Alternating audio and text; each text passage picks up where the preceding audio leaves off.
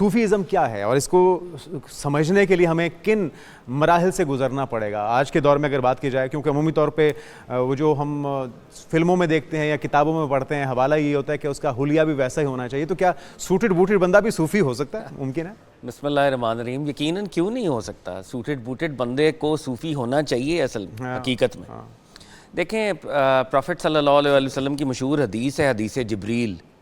آقا علیہ الصلوۃ والسلام نے، یہ بخاری مسلم میں جناب عمر فاروق رضی اللہ تعالیٰ عنہ سے، جناب ابو ہریرہ رضی اللہ تعالیٰ عنہ سے روایت ہے.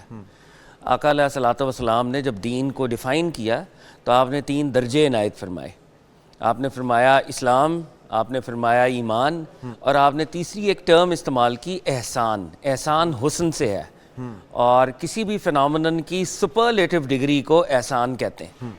تو اس دین کی سپرلیٹو ڈگری کو سرکار دو عالم صلی اللہ علیہ وآلہ وسلم نے بیان فرمایا، اور آپ نے فرمایا احسان یہ ہے اللہ کی عبادت ایسے کرو گویا کہ تم اس کو دیکھ رہے ہو. سبحان اللہ. اور اگر اس درجے پر نہیں پہنچ سکتے، حدیث کا مفہوم ہے، تو کم از کم یہ شعور بیدار ہو جائے وہ آپ کو دیکھ کہ وہ آپ کو ہر وقت دیکھ رہا ہے. یہ ہے تصوف کی بنیاد اور تصوف کا آغاز.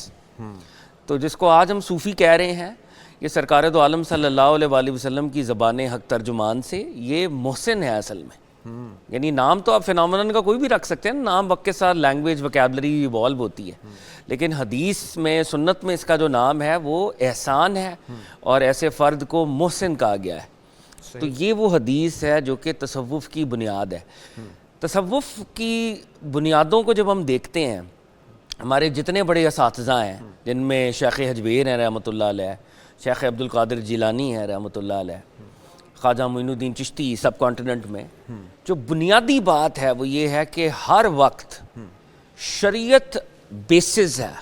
شریعت سے آپ 1 انچ بھی ادھر سے ادھر نہیں ہو سکتے. خود سے اس میں کچھ اپنے ناٹ ایٹ آل، آپ کا دل کر رہا ہے تو ہے ناٹ ایٹ آل. فی زمانہ پرابلم یہ ہے کہ تصوف کے نام پہ ڈرامہ، فراڈ، دھوکہ، 2 نمبری، آپ جھوٹے قصے سناتے ہیں لوگوں کی پاپولیرٹی گین کرنے کے لیے. تصوف آسمانوں پہ اڑنے کا نام نہیں ہے، پانی پہ چلنے کا نام نہیں ہے. پیمانہ ہے کوئی پہچان کیسے آج کے شریعت یہ صوفی ہے اور یہ صحیح ہے، وہ رانگ نمبر نہیں ہے. آج کل کے دور میں کل بھی ایک صاحب سے بات کر رہا تھا، جتنے جینوئن صوفی ہیں وہ منظر عام پہ نہیں ہیں، وہ چھپے ہوئے ہیں. ہمارے سامنے جو لوگ آ رہے ہیں وہ 2 نمبر ہیں. تو یہ جو نعرہ لگایا گیا کہ بابے تے شاہی کوئی نہیں، اگر میں آج کے لوگوں کو دیکھوں تو یہ نعرہ 50% ٹھیک ہے.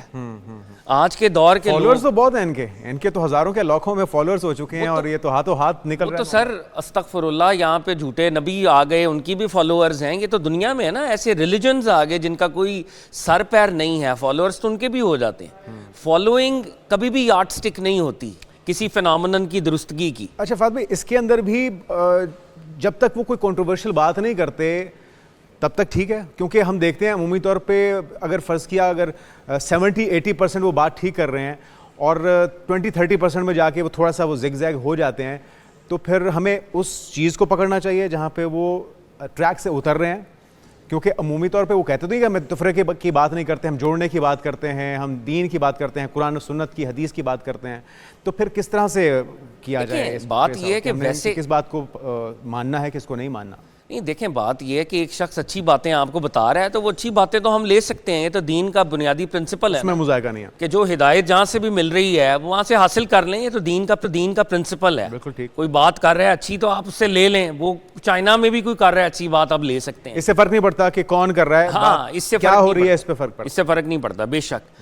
لیکن بات یہ ہو رہی ہے کہ کیا کوئی شخص جو یہ کلیم کر رہا ہے کہ میں صوفی ہوں، کیا وہ حقیقت میں صوفی ہے؟ ہم تو اس کے اوپر اس وقت کرٹیسزم کر رہے ہیں نا. ہمیں اپنے درجات کا پتہ ہونا چاہیے. شیخ حجویر رحمۃ اللہ علیہ نے فرمایا کہ 3 درجے ہیں. ایک ہے صوفی جو واقعی درجہ احسان پر پہنچا ہوا ہے. کچھ لوگ ہیں متصوف ٹورڈز صوفیزم، جو تصوف کی طرف بڑھنا چاہ رہے ہیں، پیش قدمی کرنا چاہ رہے ہیں، تصوف سے ان کا لگاؤ ہے. وہ ابھی جینون صوفی نہیں بنے مگر مسافر ہیں، سیکرز ہیں. تو داتا صاحب نے کہا متصوف. اور تیسرے لوگ ہیں مستضعف یا مستضعف. یہ وہ لوگ ہیں جو تصوف کو ایک آڑ کے طور پہ، لیبل کے طور پر استعمال کر رہے ہیں دنیا اکٹھی کرنے کے لیے. اب آپ اپنے ارد گرد دیکھیں کیا تصوف یہ ہے کہ میں نے کسی کے رشتے کروانے ہیں، ان کو تعویذ دھاگے دینے ہیں؟